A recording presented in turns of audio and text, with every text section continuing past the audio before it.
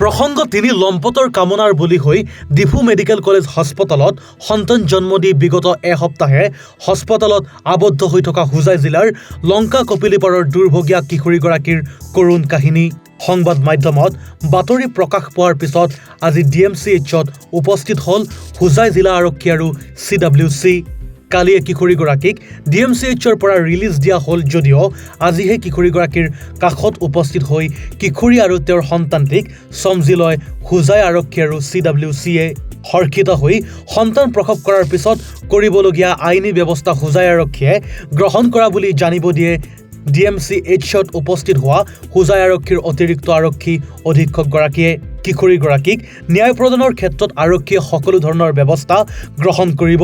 বৰ্তমানেও পলাতক হৈ থকা মূল অভিযুক্ত জুনাইদ হুছেইন তাপাদাৰক শীঘ্ৰেই গ্ৰেপ্তাৰ কৰিব পৰা যাব বুলিও আৰক্ষী বিষয়াগৰাকীয়ে আশ্বাস দিয়ে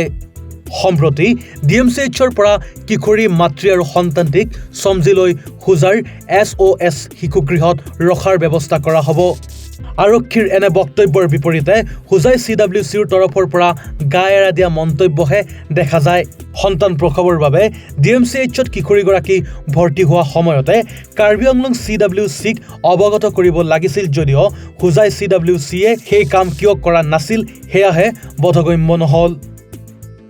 সচিব মহোদয়ৰ ফালৰ পৰা আমি এখন চিঠি পাইছিলোঁ আৰু সেই চিঠিৰ মৰ্মে আমি ভিক্টিমগৰাকী আমাৰ ওচৰত আহিছিলে আৰু সেই মৰ্মে আমাৰ যিখিনি সা সুবিধা তেখেতক দিব লাগে সেই সময়ৰ ভিতৰত সেইখিনি সুবিধা আমি দিব পৰাকৈ আমাৰ ফালৰ পৰা যিখিনি ফাণ্ড ৰিলিজ কৰিব লাগে সেই ফাণ্ড ৰিলিজ কৰাৰ কাৰণে আমাৰ কেতিয়াবা অৰ্ডাৰ কৰিছিল আৰু সেই হিচাপে এগৰাকী ভিক্টিম আমাৰ উদ্দেশ্য নহয় যে আমি আমাৰ তাতেই ৰাখি থোৱা কাৰণ তেখেতে ঘৰত নিজৰ মতে নিজৰ ভৱিয়াকে থাকিব পাৰে সেই হিচাপে ভিক্টিমগৰাকী ঘৰত গৈছিলে আৰু এতিয়া আমি ইয়াত আহি আজি জানিব পাৰিছিলোঁ যেতিয়া প্ৰসৱৰ সময় হৈছিলে তেখেতসকল যোৰাবপুৰ হস্পিটেলত গৈছিলে হয়তো যিহেতু মাইনৰ শিশু আছিলে গতিকে শিশুৰ অকণমান কণ্ডিশ্যন ক্ৰিটিকেল হোৱাৰ কাৰণে হয়তো তাৰ পৰা ইয়াত ৰেফাৰ কৰিছিলে আৰু একৰ্ডিংলি সেইকাৰণেহে ডিফুলৈ আহিছে নহ'লে ডিফুত হয়তো আহিব লগা নহ'লহেঁতেন যিহেতু শিশু আছিলে এটা কামনাৰ বলি হৈছিলে গতিকে সেই শিশুগৰাকী সেই হিচাপে ইয়াত আহি পেলাই আজি ইয়াত মাতৃ পুত্ৰ সন্তান প্ৰসৱ কৰিছে আৰু তাৰ পিছৰ কথাখিনি আমি আপোনালোকে ক'লেই এডিশ্যনেল অফিচাৰে যে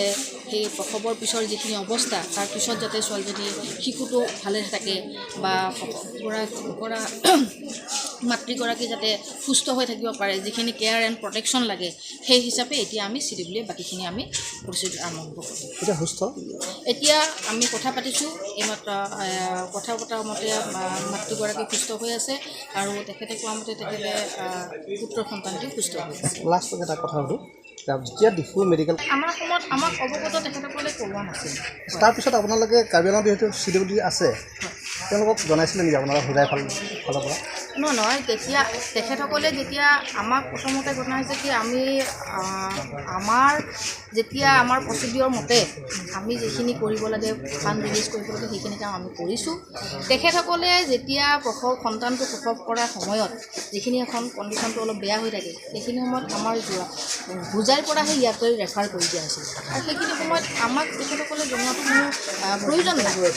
কিন্তু যেতিয়া আমি গম পাইছোঁ যে পুত্ৰ সন্তান জন্ম হৈছে আৰু এনেকুৱা ধৰণৰ এটা কণ্ডিশ্যন আহিছে যে কিবা ডিছচাৰ্জৰ ক্ষেত্ৰত কিছু সমস্যা আমাৰ লগে লগে আমাৰ CWC হোজাই তেখেতসকলৰ ওচৰত হাজিৰ হৈছে CWC হোজাই সদায় তেনেকুৱা শিশুৰ ক্ষেত্ৰত সদায় আছে থাকিব আৰু ভৱিষ্যতলৈও থাকিব আৰু আছিল আগতো নম্বৰ তেখেতো আহিছিলে হোজাই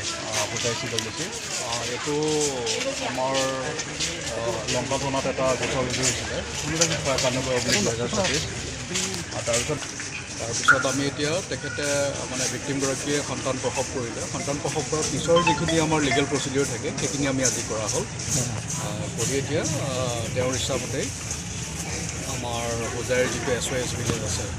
তাতে আমি ভিক্টিমগৰাকীক CWCয়ে তেনেকৈ অৰ্ডাৰ কৰিছোঁ ছাৰ এইটো DNA টেষ্টটো কৰা হ'ব চাগে সেইখিনি পিছৰ পৰ্যায়খিনি আমাৰ কৰা হ'ব এতিয়া আমি সেইটোৱে মানে সন্তান প্ৰসৱৰ আগৰ কামখিনি আমি কৰা হ'ল এজ পাৰ ল এতিয়া সন্তান প্ৰসৱৰ পিছৰ যিখিনি প্ৰচিডিঅ'ৰ আছে এজ পাৰ ল সেইখিনি আমি এতিয়া কৰা হ'ব এটা অভিযোগ উঠি আছিল যে তেওঁ বৰ্তমান মানে পলাতক বুলি মানে এটা উঠিছে কি ক'ব ছাৰ কিন্তু আটক হ'বনে তেওঁ তেওঁতো আটক হ'বই আৰু আমাৰ আইনত বহুতখিনি আমাৰ প্ৰভিজন আছে আমি তেওঁৰ মানে বিৰুদ্ধে আমি ধৰক প্ৰক্লেমেশ্যন এণ্ড এনফৰ্চমেণ্ট আমি উলিয়াম এনেকৈ এই গোটেইখিনি যথেষ্ট আপোনাৰ আইনৰ ওচৰত আমাৰ বহুত ব্যৱস্থা আছে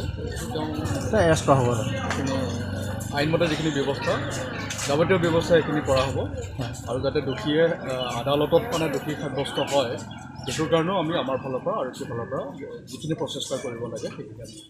ছাৰ আৰু এটা কথা সুধোঁ যে যিটো আজি এসপ্তাহ 8 দিন হৈ গ'ল ইয়াত জন্ম দিয়াবলগীয়া হৈছে কাৰণ মেডিকেল কলেজে লিষ্ট দিব পৰা নাছিলে কিহৰ কাৰণে এইটো লেপছ হৈছে বুলি ভাবিছে আৰু কাৰ আচলতে এইটো গাফিলতি আছে নহয় সেইটো তেনেকুৱা ধৰণৰ কোনো লেপছৰ কথা নাই সেইটো সন্তান প্ৰসৱৰ পিছৰ যিখিনি প্ৰচিডিঅ'ৰ থাকে এজ পাৰ ল সেইখিনি আমি কৰি আছোঁ সেইখিনি কোনো কাৰো লেপছ নহয় মানে আমি সন্তান প্ৰসৱৰ পিছৰ প্ৰচিডিঅ'ৰখিনি আমি কৰি আছোঁ এজ পাৰ ল সন্তান প্ৰসৱৰ আগত মানে তদন্তৰ সময়ত আমি যিখিনি কৰিব লাগে সেইখিনি আমি কৰিছোঁ আৰু এতিয়াও আমি যিখিনি কৰিব লাগে সেইখিনিও আমি কৰি আছোঁ